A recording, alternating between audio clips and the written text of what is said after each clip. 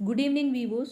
आज हम एक बहुत ही इम्पोर्टेंट टॉपिक पर बात करेंगे जिसका नाम है Hindi versus English for law students.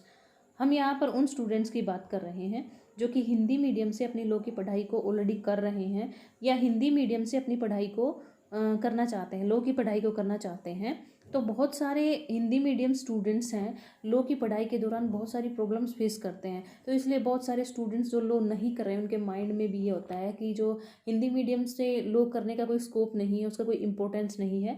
तो ये बात बिल्कुल पूरी तरीके से गलत है। हिंदी और इंग्लिश की जो लॉ की पढ़ाई होती है वो सेम ही होती है। हाँ, ये थोड़ी सी अलग बात हो जाती है कि चेंजिंग सोसाइटी की नीड के हिसाब से इनके स्कोप अलग अलग हो जाते हैं आगे जाकर। हिंदी का अपना महत्व है और इंग्लिश का अपना महत्व है। दोनों जो भाषाएं हैं अपनी अपनी इम्पोर्टेंस अपनी अपनी जगह पर रखते हैं। तो इंग्लिश को इतना इम्पोर्टेंस क्यों दिया जाता है, इसको हम थोड़ा देख लेते हैं कि इंग्लिश एक ऐसी इम्पोर्टेंट लैंग्वेज है क्योंकि ये एक ग्लोबल लैंग्वेज है और मीन्स ऑफ कम्युनिकेशन बन गई है। दुनिया में कहीं भी चले जाएंगे तो इंग्लिश बहुत हेल्पफुल होती है उस टाइम पर कम्युनिकेट करने के लिए। ये एक तरीके से बिजनेस लैंग्वेज भी बन गई है। अगर आपकी अंग्रेजी बेहतर है तो इट्स गुड, अंग्रेजी की डिमांड है, इसमें कोई भी दो राय नहीं है। लेकिन हिंदी की भी अपनी इम्पोर्टेंस है, इसमें भी कोई दो राय नहीं है।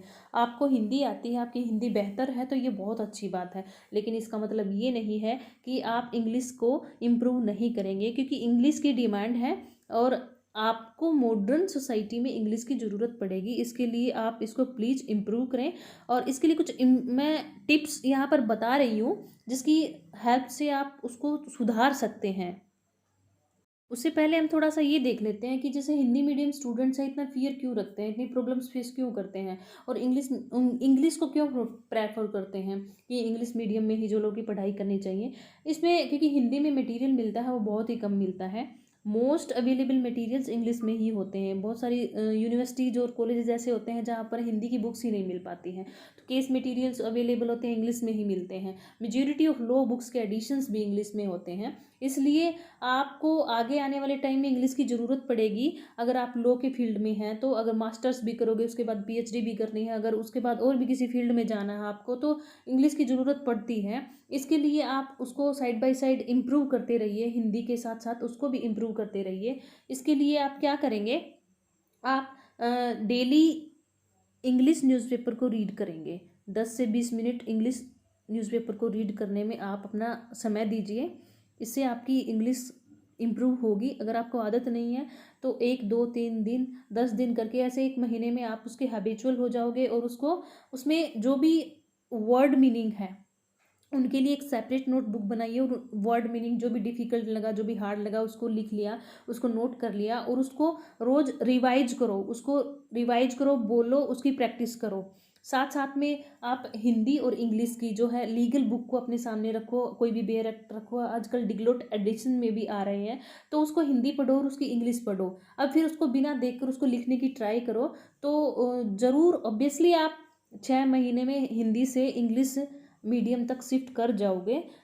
उसके बाद इंग्लिश सबटाइटल्स की मूवीज या सीरियल्स देखो। 5 मिनट 10 मिनट 20 मिनट, वैसे भी यूट्यूब पे बहुत ज़्यादा टाइम खर्च कर देते हैं बहुत सारे स्टूडेंट्स। तो उसमें से अगर 10 या 20 मिनट के लिए इंग्लिश सबटाइटल्स के कुछ कंटेंट देखे जाएं तो वो बहुत हेल्प करते हैं इंग्लिश को इम्प्रूव करने में। उसके बाद है सबसे लास्ट, बी एक्सप्रेसिव। कई बार ऐसे स्टूडेंट्स होते हैं कि पूरी क्लास इंग्लिश जानती है, ऐसा सोचते हैं, ऐसा मानते हैं, ऐसा देखते भी हैं, लेकिन वो सोचते हैं कि मुझे ही क्यों नहीं आती। तो ऐसा ना सोचें, हिंदी में ही क्वेश्चन पूछें, हिंदी में ही बोलें और अपनी लैंग्वेज को एक्सप्रेसिव बनाने की कोशिश करें। जो कमांड है वो ज़रूरी होती है किसी सब्जेक्ट मैटर की। नॉलेज कभी भी लैंग्वेज, पर्टिकुलर लैंग्वेज की डिमांड नहीं करती है। इसलिए अगर सब्जेक्ट मैटर पे आपकी कमांड है, वो हिंदी में है, इंग्लिश में है, इट्स गुड। आप हिंदी में भी आपकी कमांड है तो आप उसको एक्सप्रेस करना सीखिए। आज हिंदी में एक्सप्रेस किया है, कल आप उसको इंग्लिश में एक्सप्रेस करना सीख जाएंगे। Last but not least, never जज your capability because of a particular language. Just start working on it and stay confident. क्योंकि देश की मोस्टली पॉपुलेशन होती है अपनी खुद की भाषा में कम्युनिकेट करती है। ट्रांसपेरेंसी के लिए ज़रूरी है कि खुद की भाषा में अगर न्याय मिले तो वो ज़्यादा बेटर होता है। लेकिन साथ ही साथ इंग्लिश का भी इम्पोर्टेंस है। हाई कोर्ट्स और हमारे अपने सुप्रीम कोर्ट्स की जो भाषा है वो इंग्लिश है।